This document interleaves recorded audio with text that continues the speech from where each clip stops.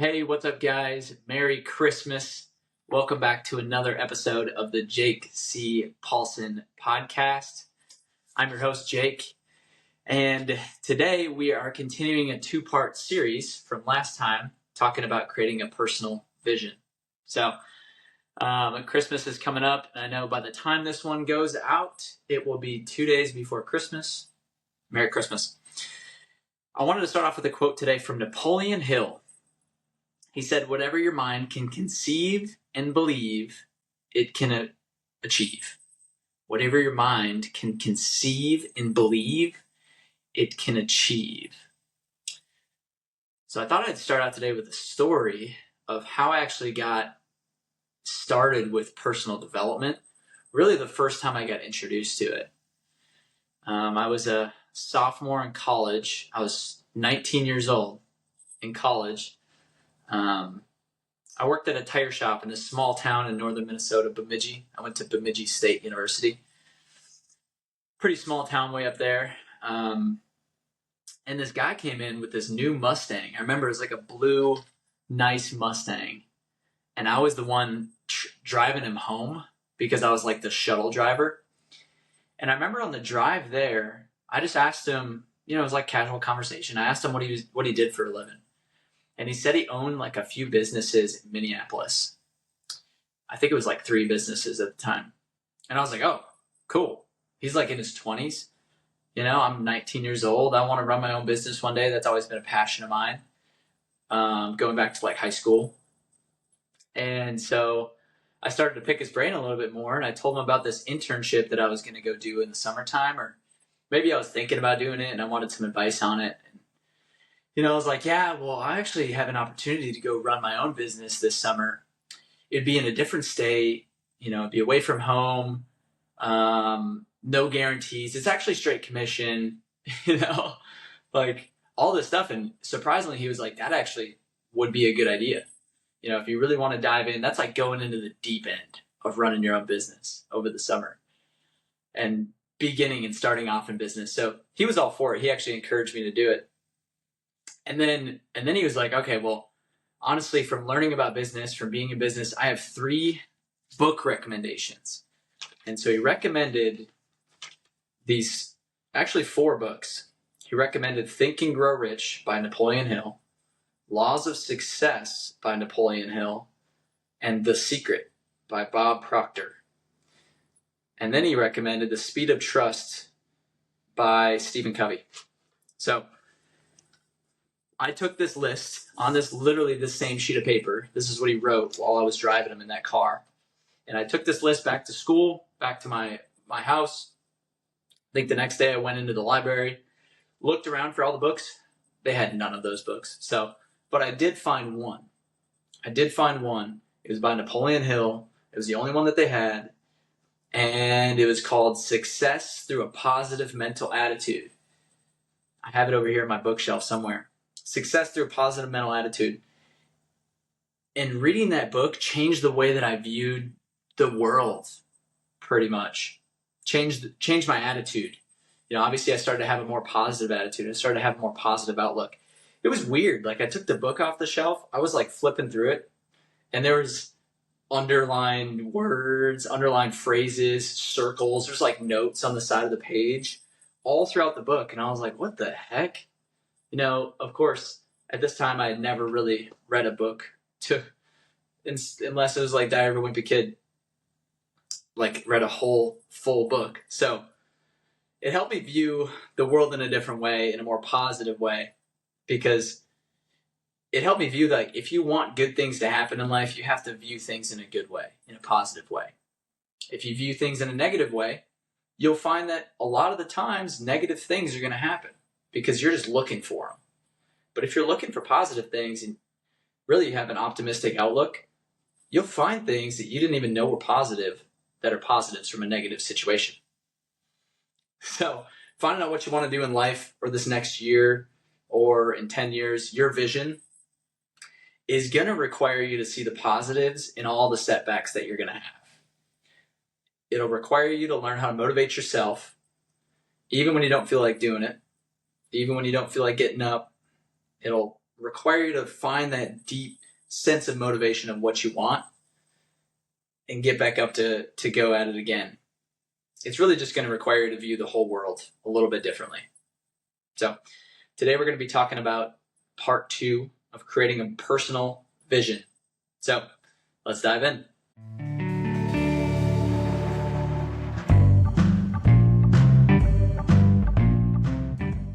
Last week, we talked about who you are now. We talked about what you want to do before you pass. And then we talked about what you want to own.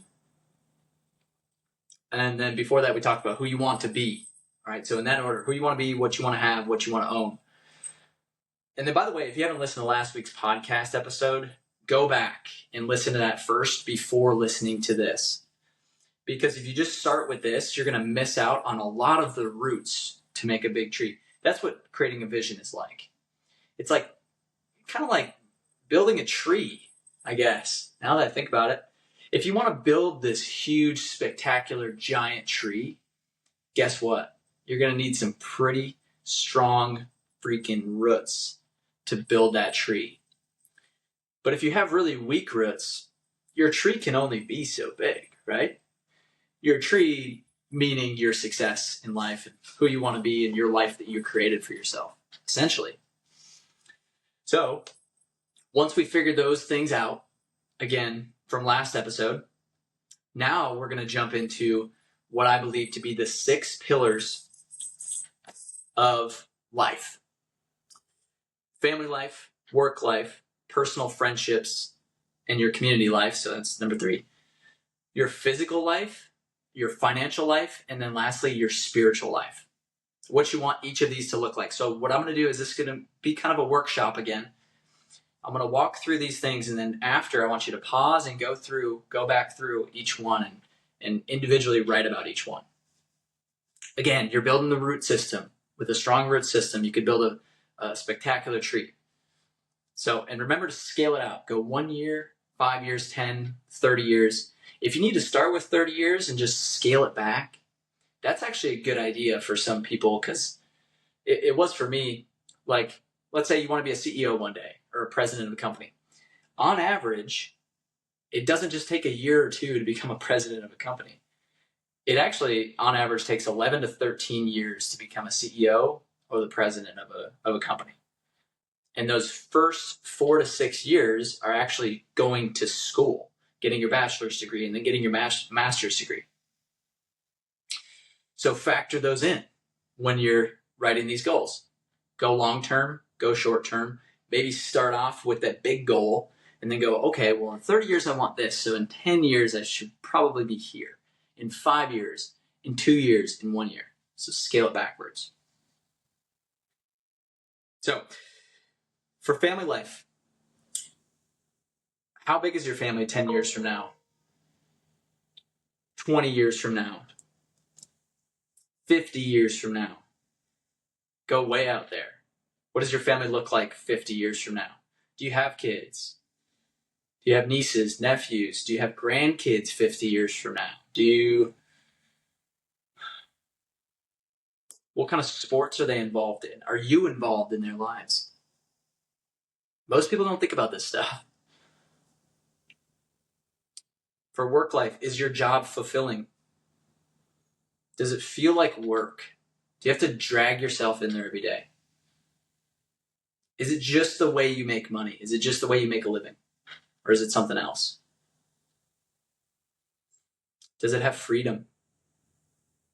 Does it have freedom to travel? To go to events? To do the things you enjoy doing? Does your work allow for that? Then your personal friendships and your community life. Do you have a good relationship with your friends? Is it a relationship on good terms, or do you just have a lot of people that are drinking buddies? And that's all you do with them. Are they friends that celebrate your successes? Do they have their own successes that they're going for? You know, Jim Rohn, he's a He's a motivational speaker. He has this quote that says, "You're the average of the 5 people you spend the most time with." He says, you're the average of those 5 people that you're around the most, that you spend the most time with. And Dr. David McClellan, he's a Harvard professor. He did a 25-year study on pretty much the characteristics of motivated people that have achieved a lot. And what he found, that the single most important factor in their success is your reference group. And the reference group is made up of those people that you habitually associate with. So those people that you made it a habit to be around these people. So the 5 people you spend the most time with. People that you live with, people that you work with, that you interact with on a daily basis. Those are the biggest determinant of someone's success or their failure, is the people that they surround themselves with. There's another quote that says, "Show me your friends and I'll show you your future." Show me your friends, I'll show you your future. So keep that in mind as we go through some of these steps. Who do you want to be surrounded with? And again, going back to that first question that we asked last week, how do people view me? Right? Where's my life at right now? What's my mindset right now? Well, who are your friends right now? That might actually be a cause of your mindset right now. And then to go on to physical life. How's your health in 1 year, 5 years, 10, 20, 30 years? How many pull-ups can you do in 10 years? In 1 year? Can you do 1? Can you do 12? Can you do 40? Can you run in 30 years? In 20 years? How's your diet? Do you eat healthy? Do you not eat healthy? Are you a smoker? Again, rattling a lot of things off. But really, the clearer the image, the stronger the root system is going to be. And the more it's going to be able to withstand. A storm comes, trouble with relationships or trouble with work or whatever, family trouble.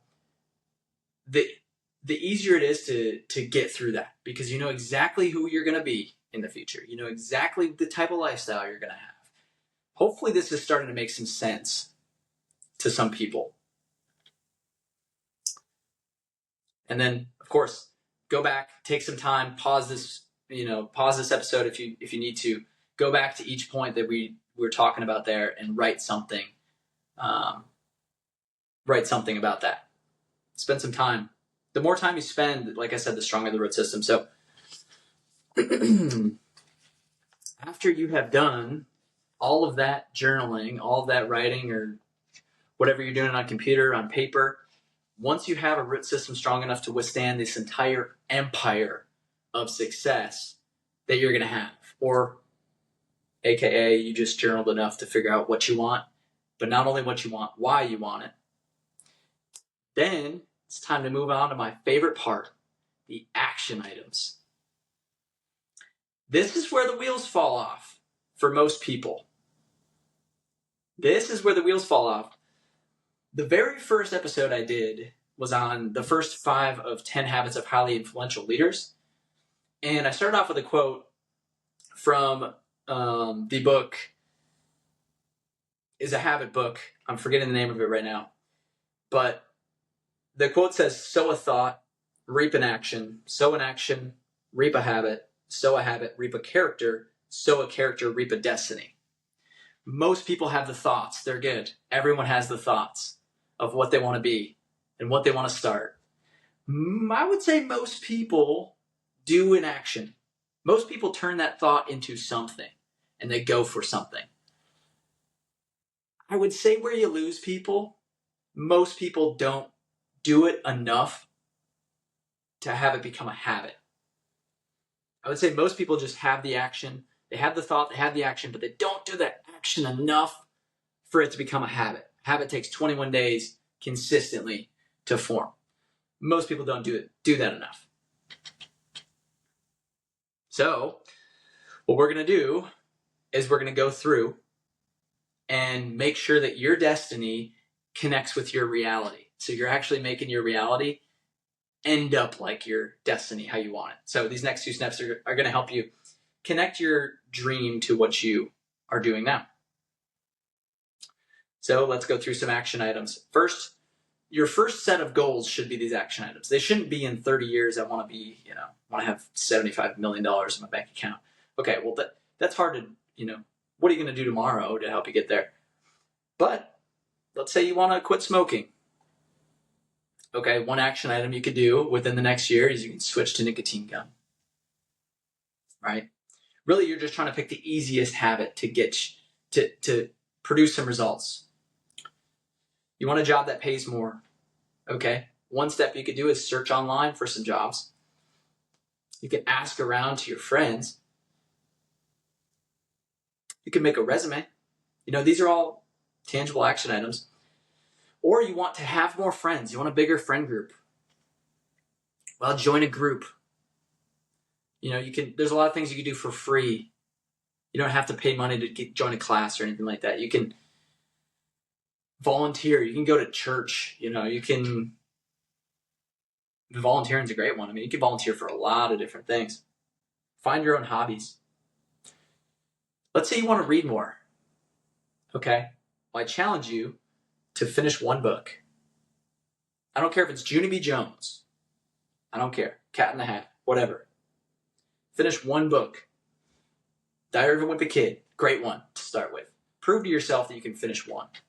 That's going to give you confidence. It's going to roll into the next things. But now these are like small ones. You might be thinking like, well, I want that huge house that I was talking about. A house that has 1,000 acres and 4 pool houses. Okay. Well, if you want that house, what you can do is you can look at the people that have something like that. Ask people. Someone that has a house like that, ask them. Give me some advice, Where do I start? Well, how did you get that? DM people on Instagram. The world is so connected now. I think a lot of people think it's a bad thing. I think it's a great thing. There's so many more opportunities out there. You can DM somebody that is a CEO of a huge company. I've DM'd a lot of people, and most people don't get back to me. Whatever. Some people do, and it's like, what? Okay. They actually gave me some advice. So do that. The worst that can happen is they just don't respond. And then, whatever, you're in the exact same spot you were before, right? So the right questions will have the right answers. Find out that one action item that's actually going to guarantee you results. And that should be your goal for 2025. Again, it's going to guarantee your results. So whatever your result you want to be, what's the action item that's going to guarantee you get there? Like say you want to save $5,000 for a vacation, or you want to put a down payment on a car, or you want to just invest $5,000 this year. Well, save $200 every single paycheck. Every other week, if you save $200, you have $4,800 by the end of the year. That's a tangible thing. You just scale it back, right? Then you do that for 2030, 2040, 2050, and so on. So that's the action item step. Last step, this is the final one. So I'm 23. I've written a ton of things, a lot of goals, probably most things that 23-year-olds don't know about the future. I realize that, okay? That's why I did this podcast, for one reason. But it's hard to keep track of all these things that I want to do. So hard. Well, one thing that makes it easier for me, this is called a vision board. It's got goals. It's got public speaking goals. It's got some emotional goals. It's got monetary goals. It's got work goals. It's got my, mission statement, the years that I want to accomplish things. It's got motivational quotes. It's got, Pebble Beach golf course, just things that I want to accomplish. And that makes it a lot easier for me to keep perspective. It helps me keep perspective, but it also helps me stay motivated. So we're going to talk about a vision board. That's the last step to this. The way you do this is you take 3 to 5 things of who you want to be, find some pictures, put it on a board. Then take 3 to 5 things of what you want to do before you pass. Boom, put those on a board. Then 3 to 5 things of what you want to own. Boom, put that on the board.